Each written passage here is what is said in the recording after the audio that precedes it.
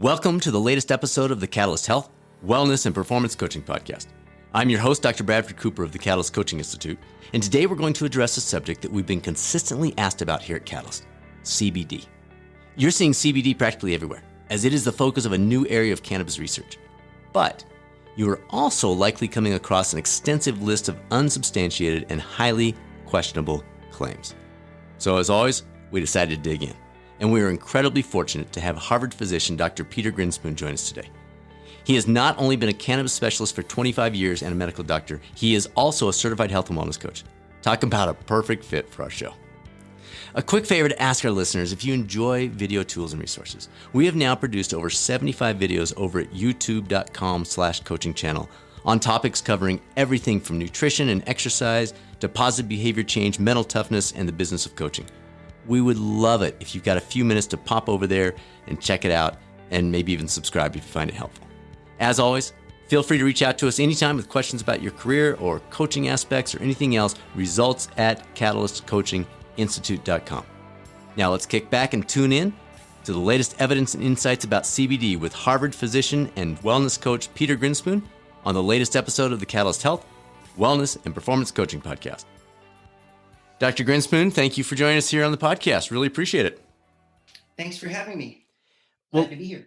Let's set the stage a little bit here. There's so much talk about CBD, and we'll get into some of the myths and where the evidence is, that kind of stuff. But if you could just set the stage and describe for us, what exactly is CBD and how does it differ from marijuana itself?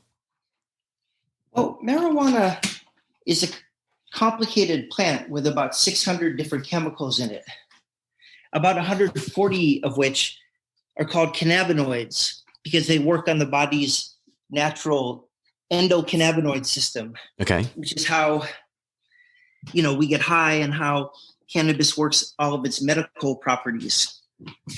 And of the 140 cannabinoid molecules, again, of the 600 molecules that are in cannabis, the most widely known is THC, which is the one that gets people high. Right. And is the one that's most widely sought out. But the second most well-known is CBD. CBD, we're in the middle of the CBD craze, so I think most people have heard of CBD. Right. Now, CBD does not get you high. It's not addictive. It doesn't have any abuse liability. But people do use it for a variety of medical indications, such as chronic pain, anxiety, insomnia, and a bunch of other stuff like childhood epilepsy. So CBD, while it's not as strong as THC in terms of like pain control and some other indications, it does have the advantage of like not being at all addictive. Some people get very dependent on cannabis itself, but that one of 600 molecules, the CBD, doesn't have very many side effects and does help people. So it is very exciting that you can take one part of the marijuana plant and use it without having very many of the side effects at all. So you started us down this path. It's basically been touted for, we see headlines about everything from headaches to arthritis to sleep to weight loss to et cetera, et cetera. I'd like to go through some of those, but before we do that, what would be some ways listeners can cut through the false claims? So they listen to your interview, they think this is really interesting, I want to look into this more. Are there websites they can go to filter out the baloney and get down to where the research is really providing accurate guidance? Well, yeah, for CBD, the problem is there is a lot of potential, but the claims have vastly outpaced the actual science. Yeah. And the science has been slowed down a lot because of the government's kind of war on cannabis. And CBD has been kind of caught in the crossfire because even though nobody's against CBD, you couldn't have fun with CBD right. if you tried. So there's no reason for the government to be against it or to control it. But because it can come from cannabis or from hemp, now hemp is legal. It's been Schedule 1 under the Controlled Substance Act, which is no medical utility and high abuse liability, neither of which is remotely true for CBD. Right. But it's still very difficult to research it. So a lot of the studies have been done on animals. Now, animal studies give us a good indication, but they don't by any means always turn out to be true for humans. I mean, look at Alzheimer's disease. All these animal models get rid of plaques, but then you try them in humans and they don't do anything. So you can't necessarily extrapolate from animal studies. So people have been making these claims for CBD, and that's where we're getting like the CBD hamburger, the CBD ice cream, the CBD bra, the CBD pillowcase, all these ridiculous things. There are two problems. One is, are the claims true or are they science-based? And two is, because CBD is a supplement, the quality of the CBD can be very dubious. And you don't even know if you're getting actual CBD when you buy CBD. Right. So those are two different problems. For the second problem, you have to make sure that where you're buying CBD, there's a certificate of analysis, and that people send the CBD to an outside lab to like randomly test it to make sure that it actually has the 50 milligrams of CBD that it says it does. For the first problem, I think people just need to stick to the main claims of CBD, that it helps with sleep, anxiety, and chronic pain, and that it also can help with, obviously childhood epilepsy. The government's actually approved the drug Epiledex for childhood epilepsy, and not, put too much credence in the more outlandish claims. Like, obviously it doesn't cure coronavirus. So just sort of stick to the main claims and be a little bit skeptical of the claims that are sort of out of the mainstream. And are there ways besides going to Google Scholar or something like that to track some of those things down if they're wondering? Well, the problem is, what is a good source? I wrote a piece for Harvard Health called CBD, What We Know and What We Don't Know, which tried Great to do article. exactly that. Oh, thank you. And that tried to really specifically say, what is CBD good for and what isn't CBD good for? So you try to find credible sources like that. It does get pretty complicated when you start going to the actual literature, because this was done in a mouse. So does it apply to humans? It gets to be very hard for like someone who's a layperson to like interpret the studies. It gets hard for a doctor to interpret the studies because some of them are really complicated and you don't really know if they apply to humans or what the implications are. So I would say try to find like good sources. For example, Consumer Reports, which I don't mind mentioning because they're a nonprofit. Sure. They had an article, How to Shop for CBD. Now that's a very sensible article. What they basically said is what I just said is, if you're going to shop online, find places that, have outside laboratory testing. So that they actually have what the amount of CBD that you want them to have in it, and they don't have anything else in it, but they have a lot of other good common sense tips. And then I'd find like Sanjay Gupta is very credible. You just have to find some very credible people and follow them, and not just go for these inflated claims like these people that say it cures coronavirus. If it sounds too good to be true, it usually is too good to be true. Yeah. So that's the general rule of thumb too. It doesn't cure everything, and it doesn't fix all problems. It's subtle. It can help with sleep. It can help with chronic pain, but it doesn't make these things disappear. It's just a subtle helper. It's one more. Yeah, exactly.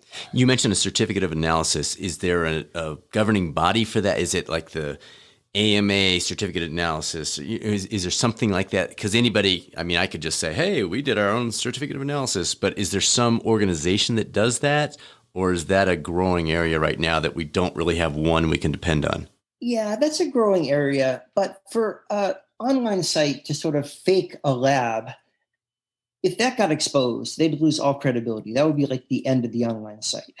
So I think that would start to get a little bit far-fetched. But you're right. Online, anybody can look credible. Right. But I think that there are a couple labs that do it, and they're pretty credible. And if you really want to make sure, you can look up the certificate of analysis, and then you can look up the lab. To see if it's legit. Yeah. Yeah, that's a good idea. I think you're starting to get to the point where like, if people are making up the CBD and then they're making up the lab, I think that would get pretty they get busted pretty quickly. And then, there are these stories, Leafly, which is a good magazine in the cannabis world, they tested a bunch of different suppliers, and you can look through them. Some of them had more CBD than they should have. a lot of them had the right amount and some of them had like none. So you can look at, there are a lot of articles like that recently where people go around and buy CBD and test them. And you can kind of get an idea from that kind of article about like which are the good suppliers. The drinks were really bad, actually, a lot of the drinks. And one drink in particular boasted 1,000 milligrams and had 6 milligrams of CBD. Wow. Like that's basically like almost pure water. I mean, it probably costs like $5 that's probably like $1 a milligram of CBD. That's astounding. There were, I don't want to name any particular brands. There were a couple brands that like were really credible and had the right amount. And I would feel comfortable recommending them to patients as for like online CBD sources. So it's not that hard to find a good source. So do your homework, folks. Don't just jump at it because it's got bright colors and cheap prices. Do definitely check that out. Don't buy it at the gas station. And don't buy like, I hate to say this, but don't buy like mom and pop's CBD store. Who knows what you're getting? Gotcha. Okay. So you mentioned 3, and I'm going to throw in one other because I've read a little bit about it. I'm curious. So sleep, anxiety, chronic pain, and then recovery in athletes. That seems to be getting some traction, that it helps speed up the recovery process. Can you give us just a short version on each of those 4? Sleep, anxiety, chronic pain, and if there's some accuracy to this, the recovery in athletes? Yeah, well, let's start with the recovery in athletes. Now, I don't think that's been like rigorously studied. Like they haven't taken like 100 athletes with injury A without CBD and 100 athletes with injury A with CBD and like studied the recovery time. So I don't think they've done like that kind of study. But anecdotally, there's a ton of evidence and a ton of stories. Now, a lot of these stories come from athletes that have their own CBD companies. Gronkowski. Sure. So you have to factor that in, the conflict of interest. If someone's saying CBD saved my career, CBD let me go back to football, CBD let me play, and by the way, I've got this great CBD. Here's company, a link. Right. And here's a link. You just have to wonder. Right. And again, CBD isn't that strong a painkiller. It helps for chronic pain, but it's not nearly as strong as medical cannabis, which is THC plus CBD plus a bunch of other 500 other chemicals.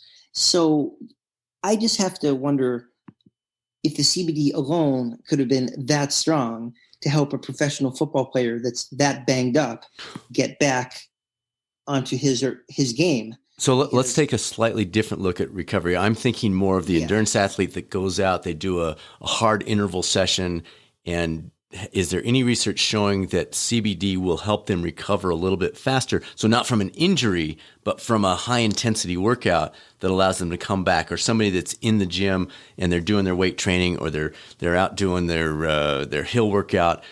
Is there any research showing, yes, a specific dosage of CBD will allow you to recover a little bit faster and get back into that next session a little bit easier? There's no research that I'm aware of. There's a hypothetical rationale, which is CBD's a very effective anti-inflammatory. Okay. And when you do a very intense workout, your muscles get, your tissues get really inflamed. That's all it's about. Yeah. And that could be a mechanism of injury, even, is inflammation. Inflammation is a protective response, but it also could be very noxious and unhelpful when you overdo it, or the body just the body's response overdoes it. So it has been shown to be an anti-inflammatory effect. A very effective anti-inflammatory. Okay. So it is, in that sense, it's theoretically, it makes a lot of sense that CBD can be an effective at recovering from that kind of workout. Now, I do want to say that just because it makes sense doesn't mean that it's true. Okay. The history of medicine is claims that make sense but are not true. We used to give hormone replacement therapy to women to help with their bones and to help with their menopausal symptoms. But then, of course, that caused more heart attacks and strokes. So we were actually killing them off when we thought we were helping them. Right. We just aren't going to know until it gets studied. But anecdotally, athletes are saying that it does really help them. And there is this theoretical rationale for it. And I'm sure it's being studied, but again, it's hard to study CBD. Now it's going to be easier now that hemp is legal, but still the legality of CBD is very confusing. It was sort of legal as a supplement until proven otherwise. And then once they made Apeledex, which is the childhood epilepsy drug, legal, that made all the supplements technically illegal because CBD is legal as a drug. So now it's in this gray zone. So no one really knows what the legality of it is. Gotcha. And it's still technically Schedule 1 of the Controlled Substance Act, which is no medical utility and high abuse liability, which is ridiculous given that it has no abuse liability. And the government's holding that it has no medical utility when the government's approved a CBD-based drug for childhood epilepsy. It's like the government's so confused on anything marijuana, cannabis related. They're so caught up on the war on drugs that they can't even think straight. So none of this makes any sense. Right. So they keep promising to come up with a sensible regulatory framework for CBD that will allow the supplements to be sold, that will allow the medicine development, and that will allow the research. They haven't come out with it yet, but they keep promising this. But this is exactly what needs to be studied, because if it helps people, people should be allowed to use it and people should be allowed to study it. And it's a very non-toxic drug. There are a couple side effects and toxicities that we should at some point discuss. Yeah, go ahead and throw those in. That's good.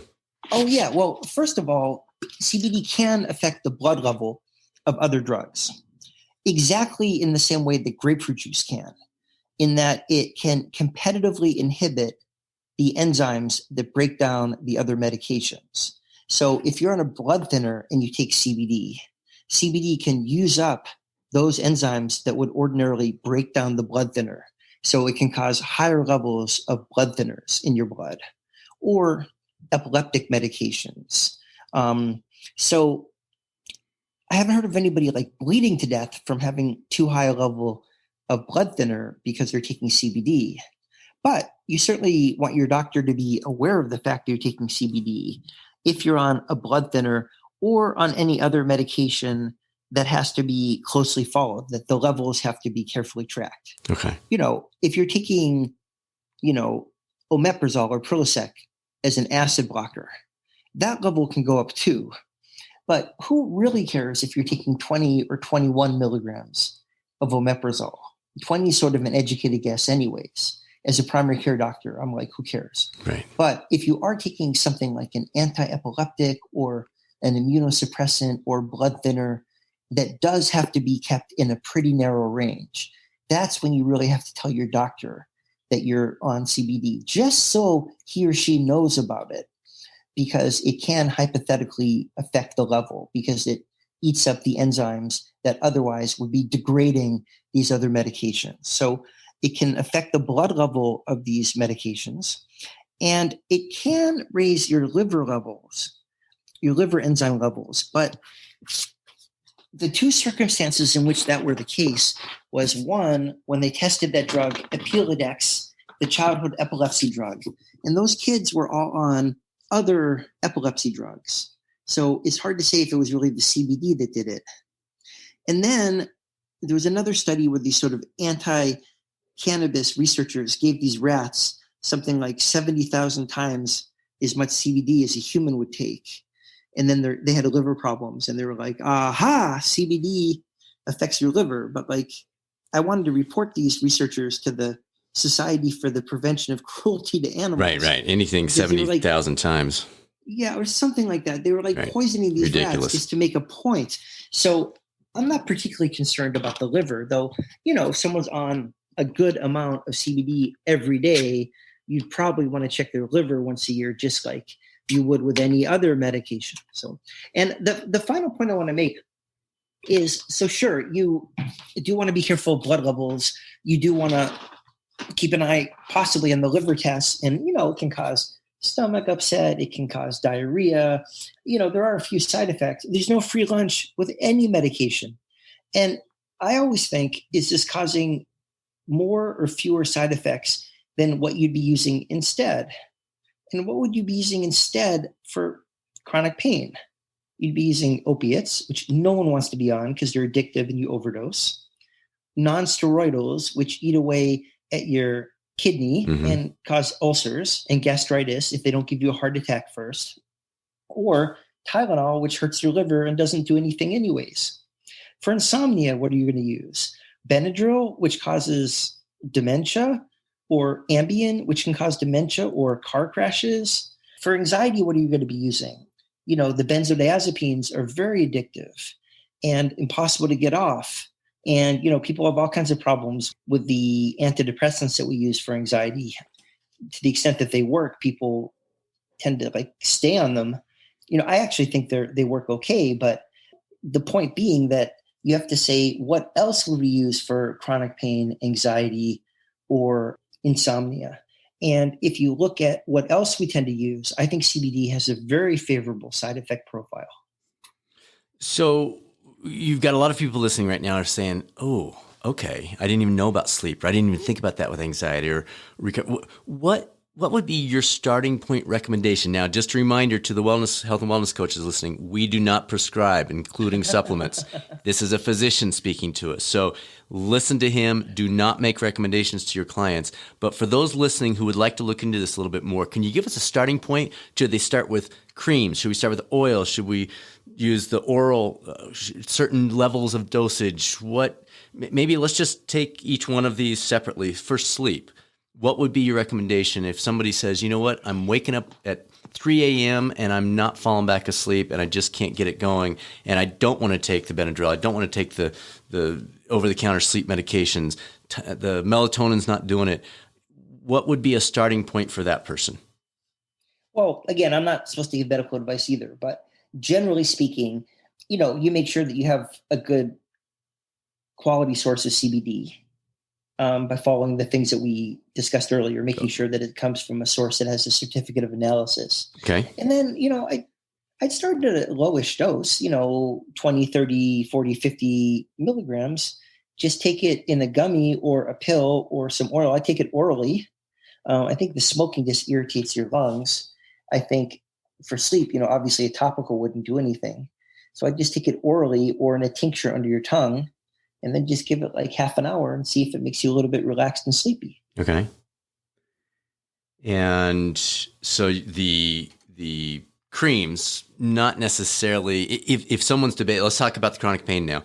If someone's thinking, you know what, I've got this hip thing, it's been bugging me for a long time, it's post-surgical, it hasn't healed like it should, whatever their situation is, in that case, when it's point specific, would you direct them to a cream, or would you still say, no, the oral is your better option?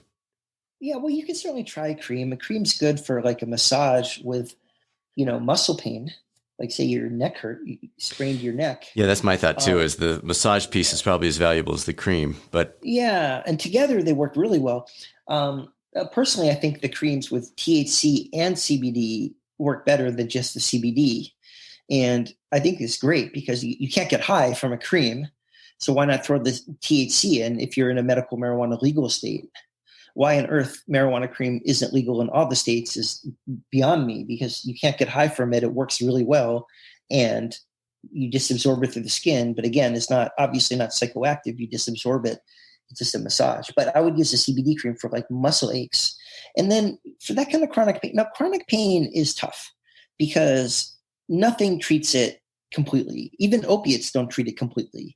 They just sort of take the edge off and make it not that unpleasant a sensation, but they don't make it go away completely. And, it depends a little bit if you're talking about nerve pain or musculoskeletal pain. Nerve pain is really hard to treat. But I view CBD as sort of taking the edge off.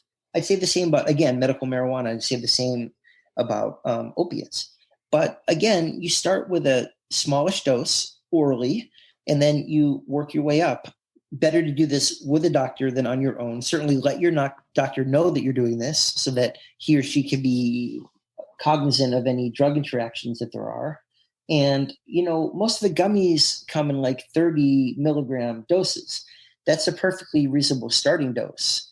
It should be mentioned that a lot of the animal studies did 20 to 30 milligrams per kilogram, which would come out to 1,500 milligrams in a human. So the doses we're using are really small. And the WHO said that up to 1,500 milligrams a day in humans is safe. So 30 milligrams is a very small dose. But certainly there's nothing wrong with start low and go slow. Start with a low dose. But I wouldn't be surprised if people did have to go up to a couple hundred milligrams a day just to get an effect, especially with chronic pain, which is, pretty difficult to treat with any medication. And just to clarify, because we talked about both orally and the creams, your recommendation would be the oral will be more effective long-term, consistently. The cream combined with the massage may add to that. Am I hearing you correctly, or did I miss a piece of that? Yeah, well, the cream's only going to work if it's something near the surface, like a sore muscle. Yes. Yeah. If you have like the absorption is minimal. Ache, yeah, if you have like a deep joint ache, like your shoulder hurts, like inside, or your knee joint hurts, like the cream doesn't really penetrate into the joints. Exactly. Okay, good. I just want to clarify that. All right, let's go through all the different options because we're hearing about CBD cream, CBD fluid, CBD oil, hemp CBD versus cannabis CBD, THC-free versions versus those with under the allowable amount of THC. Can you walk us through this maze of descriptions and titles and names and labels and that kind of stuff? Yeah, absolutely. Well, the only difference between cannabis and hemp, they're the same plant, is that hemp has, by definition, less than 0.3% THC.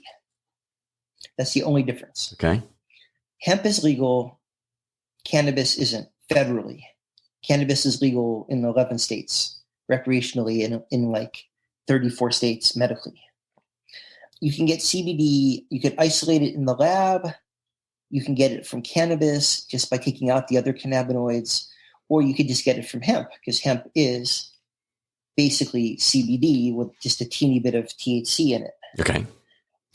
There's the advantage of CBD without any THC is that you won't flunk a drug test for marijuana. Right. Because if you use CBD with even a little bit of THC, you are unlikely to, but you could flunk a drug test for marijuana. Okay. Why they do drug tests for marijuana in this day and age, again, is beyond me because it should be legal. It's a pretty non-toxic substance that has great medical utility. And if you have marijuana in your drug test, that just means you've used it sometime in the last 3 weeks. It has no bearing on whether you used it in the last few hours. Like if you're drunk on a breathalyzer, that means you're drunk. But having marijuana on your drug test just means you've used it in the last 3 weeks. It's fat soluble. It lasts forever in your urine. So it's so silly to test for it. But anyway, so people sometimes want THC-free CBD just so they don't flunk drug tests. Say you work for the federal government and you get drug tested and they're super uptight about this. You can't flunk a drug test for THC, even if your boss is pro marijuana and understands that you're on CBD. You just can't. That's just the regulation. Now there's like whole spectrum and full spectrum, and those are just talking about all the other chemicals. Remember I talked about how there are 140 cannabinoids, but like 600 molecules in marijuana. Now the other molecules are like terpenes, which give it its smell. Pinene smells like pine. Limonene smells like lemon, and different strains of marijuana and of hemp have different smells, and it's because of these different terpenes. And these terpenes are felt some to be calming, some to be anti-inflammatory, some to be anti-anxiety. And the whole spectrum, the full spectrum hemp, just talks about having different terpenes in them, which are thought to work additively with the CBD to have medical effect. So that's what they're talking about. So you can just get the molecule CBD. You can get full spectrum, which has CBD plus all the other molecules, which would be in marijuana, but it's in hemp because it doesn't have a lot of THC in it, without any THC. Or you can get CBD plus all those molecules plus a little bit of THC in it, which is still CBD, considered CBD because it's less than 3% THC, so it's Okay. not considered marijuana. Okay. Okay, good. Did I make that complicated? No. I think, I mean, it is complicated. It's out there, but I think you broke down the key aspects of it. In any difference between like the fluid and the oil, are those different names for the same thing? I think they're just different vehicles. Okay. Like, you know how you could take a pill, like sometimes you get penicillin and it's in a liquid, and sometimes you get penicillin and it's in a capsule, and sometimes you get penicillin and it's in a tablet. I mean, basically they're different like vehicles for drug delivery. It's a whole culture, the whole cannabis culture. So people will make great claims, but I think what it comes down to is basically just drug delivery. Before I forget, your Twitter account's fun to follow, and I think we were talking about credible sources. I usually ask this at the end, but throw out your Twitter account just so folks can keep track of you and if they want to tap into some of this, because I'm going to reference a joke that you told the other day. Okay. At Peter_Grinspoon. Perfect. So folks, that's a great way to start in terms of finding credible resources for this. So with that, I'm following you on Twitter. That's how we connected originally. And you had a humorous one about marijuana and getting hungry. Does CBD increase appetite as marijuana is jokingly reported to do? It does not. It's funny though, marijuana increases appetite, but people who chronically use marijuana have lower rates of diabetes and lower waist circumference. So it's this real paradox. Is that because they forget to eat? Marijuana smokers. I think they don't know why. We're still trying to figure it out. There's some metabolic effect. It makes people exercise more. The whole myth of the couch potato was sort of like a government created myth and has nothing to do with marijuana. So I think it might be that they exercise more, but I'm not sure. But people do get the munchies. It does increase. Food does taste better. And the CBD itself, there was just recently an article in a national magazine about CBD maybe helping with weight loss. Have you seen anything along those lines? Is it maybe associated with this quicker recovery, anti-inflammatory, those types of things? Any thoughts on the weight loss piece, or do you think that's to be determined? Well, I actually give a talk about CBD and addiction. Now, a lot of the studies still are in animals, but CBD does seem like it's going to be really effective for addiction to like tobacco, cannabis addiction, amphetamines, and to opiates. In fact, there were some human studies for opiates. People had less cue-driven cravings for opiates, and people who took a single large dose of CBD smoked fewer cigarettes. So I think it has a big role on cravings and addictive behavior and cue-induced cravings like that. A lot of people stress eat. I could tell you that as a primary care doctor, and a lot of people eat addictively, and that's a big reason why 80% of Americans are overweight. Absolutely. And so I think there's a very big addictive component to eating. And as someone who's in recovery from addiction, I can tell you that a lot of the same principles in like getting off opiates can be applied to getting off overeating. And I think CBD works against the cravings and the compulsivity of some of this addictive behavior. I think we're still elucidating the exact mechanisms. And I think in the same way, it is going to help people not crave that compulsive, anxious overeating at night. And I think it is going to have a big role in that. Very good. All right. Slightly different topic here. We're going to step off CBD for a second, but you and I were chatting offline about the fact that you're not only a physician, but you also are a certified health and wellness coach. We have a lot of healthcare professionals listening to this. So docs, nurses, physical therapists, occupational therapists, you name it. You were a big fan of this idea of healthcare providers pursuing that. Our son's going to medical school. He's a certified wellness coach. You mentioned, hey, that's going to really help him. Can you just chat for a minute about, or share for a minute about what value that adds for that healthcare professional? Absolutely. It just adds a whole different way of interacting with patients. You interact with them with a lot more humility and with a lot more of the sense of how you can put them in charge of their own behavior change. Well said. You don't want to just keep clubbing them over the head, lose weight, lose weight, lose weight. You start to be like, so how would it impact your life if you were to lose some weight? Yeah. And try to get them more in charge of the process. And it's very liberating for the doctor too, because you realize that these things you've been doing on autopilot for decades and getting nowhere, you start to get some insight about why you're getting nowhere, because you're not actually engaging the patient in the solution. And so it's very, this training's been very exciting, and I think it's really helped me. Becoming a coach has been really fun because I'm helping people as a coach. Yeah. But it also, I feel like it's helped me a lot as a primary care doctor, because it's just forced me to kind of reassess honestly, a lot of being a primary care doctor is trying to get people to change their behavior for the better. Yeah. And this has gotten me to really reassess a lot of my, going into about 25 years as a doctor. And now's a really good time to kind of reassess my techniques. Mm-hmm. And I can't think of a better way to reassess my techniques than to become certified as a health and wellness coach, and to have that whole rubric of patients are in the driver's seat. And this is a teamwork, a team effort, it's the exact opposite of the paternalistic doctor telling the patient what to do. So it's so refreshing and exciting.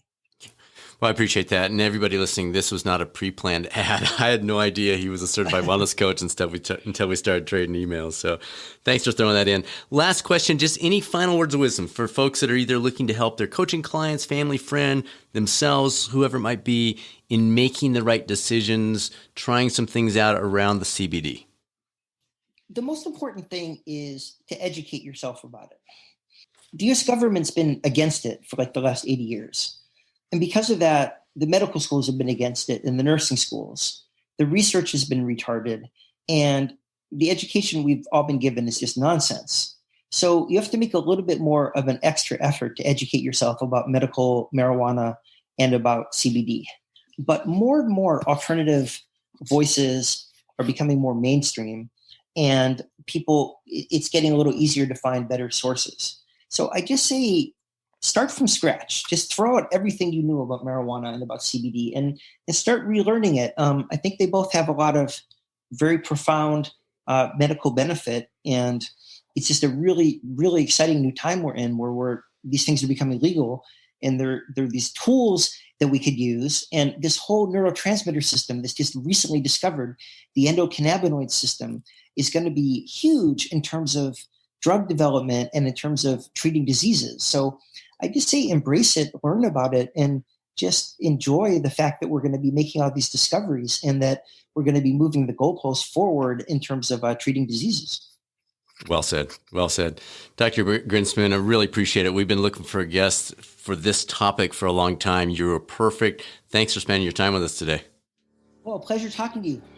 What a unique opportunity to dig into CBD with someone who's both a Harvard physician and a health and wellness coach. Thanks again to Dr. Peter Grinspoon. And thank you to you for tuning into the #1 podcast for health and wellness coaching. Next week's guest is Kathy Robinson. She spent decades as a high-end corporate executive and then completely shifted gears. And she started her own health and wellness coaching business. Regardless of your current career setting or your situation, you are going to absolutely love this conversation, as her journey has been fascinating and it provides lessons for all of us, regardless of what we're doing right now. For those of you looking to pursue certification as a health and wellness coach, our very last certification fast track weekend that's part of the larger process is November 14th and 15th. Our last 5 fast tracks have filled early, so please don't wait too long if this is a priority for you.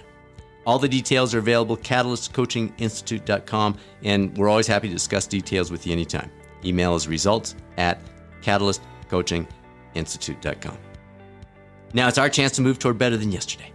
This is Dr. Bradford Cooper of the Catalyst Coaching Institute. I'll speak with you soon on the next episode of the Catalyst Health, Wellness, and Performance Coaching Podcast, or maybe over on the YouTube coaching channel.